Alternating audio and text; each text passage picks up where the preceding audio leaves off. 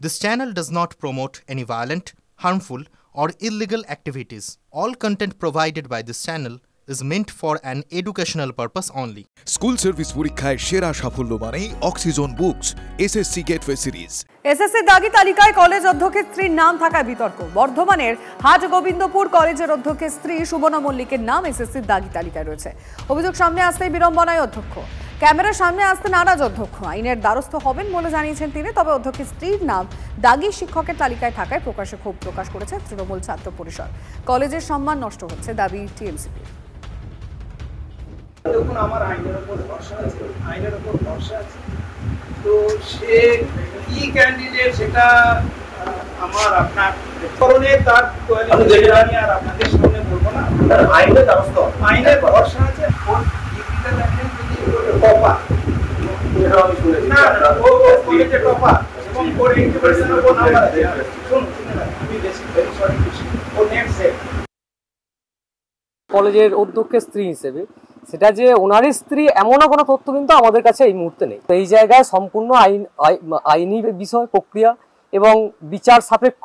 তো সেই জায়গায় দাঁড়িয়ে এই ধরনের ঘটনা অবশ্যই আমাদের কাছে কাঙ্ক্ষিত নয়, আমরা আশা করি না। যদি এই ধরনের স্ক্যাম সত্যি হয় তাহলে সেই জায়গায় আমরা অবশ্যই ছাত্র সমাজ এবং একজন সাধারণ মানুষ হিসেবে আমরা আশা করব যাতে আগামী দিনে এই ধরনের ঘটনা না হয়। প্রিন্সিপাল কলেজের ধারক বাহক মানে শিক্ষাক্ষেত্রের, তো তার ক্ষেত্রে যদি এই স্ক্যান্ডেল হয় সেটা নিঃসন্দেহে অত্যন্ত নিন্দনীয় ব্যাপার।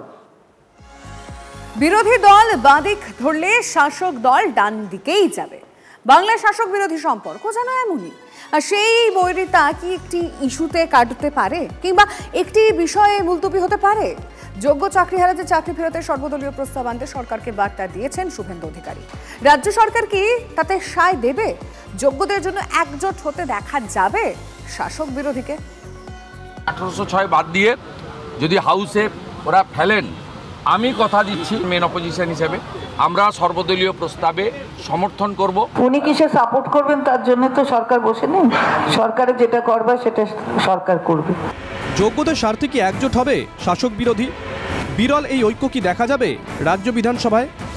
প্রবল সংশয় থাকলেও এই নিয়ে সরগরম বঙ্গ রাজনীতি। সুপ্রিম কোর্টের ধমকের পর চাল থেকে কাকড় বের করে 1806 জন দাগির তালিকা প্রকাশ করেছে কমিশন। কিন্তু যোগ্য চাকরিহারাদের ভবিষ্যৎ কি? এই আবহেই যোগ্য চাকরিহারাদের স্বার্থে রাজনীতি ভুলে একসঙ্গে চলার বার্তা দিয়েছেন শুভেন্দু অধিকারী। পশ্চিমবঙ্গে একটা এক্সেপশন ঘটনা ঘটেছে। যোগ্য শিক্ষক শিক্ষিকাদের বাঁচানোর জন্য রাজনীতির রং ভুলে রাজনীতির ঊর্ধ্বে উঠে আজকে শাসক এবং বিরোধীরা যৌথভাবে এই 15,000 শিক্ষক শিক্ষিকার চাকরি বহালের পক্ষে সর্বসম্মত সিদ্ধান্ত বিধানসভা থেকে নিয়েছে।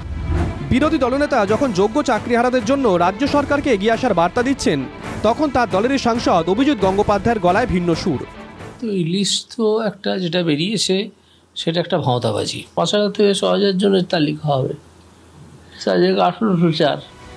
এদিকে অর্ডিন্যান্স বা অধ্যাদেশ এনে যোগ্যদের চাকরিতে ফেরানোর দাবিতে সোমবার বিধানসভায় আসেন যোগ্য চাকরিহারা মঞ্চের প্রতিনিধিরা। বিরোধী দলনেতা শুভেন্দু অধিকারী ও আইএসএফ বিধায়ক নওশাদ সিদ্দিকীর সঙ্গে তারা দেখা করেন। মুখ্যমন্ত্রীকেও ইমেল করেছেন চাকরিহারারা। যোগ্যদের স্বার্থে, শিক্ষার স্বার্থে যেন যারা মেধার ভিত্তিতে চাকরি পেয়েছে তাদেরকে সুরক্ষিত রাখার শেষ প্রচেষ্টাটুকু যেন করা হয় এবং একটা বিধানসভায় যদি সকলে সর্বদলীয়ভাবে সর্বসম্মতভাবে এটা করা হয়, এটা সত্যিই একটা রাজ্যের জন্য নজির হয়ে থাকবে। যে প্রস্তাবটা আজকে শুনলাম এটা হয় আমি লোকসভা রাজ্যসভার সম্পর্কে জানতাম, যে রাজ্যের আইনসভা এই ধরনের করা যায় বলে আমার জানা নাই।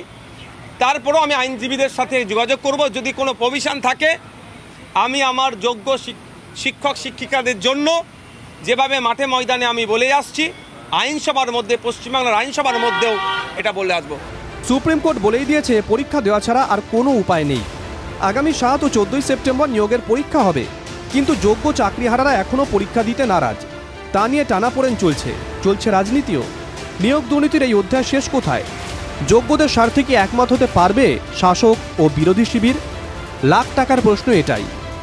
প্রদীপ্ত কান্তি ঘোষ, সৌরভ গুহর রিপোর্ট, TV9 বাংলা। লক্ষ্য যখন স্কুল সার্ভিস, সঙ্গে আছে গেটওয়ে সিরিজ, অক্সিজন বুকস।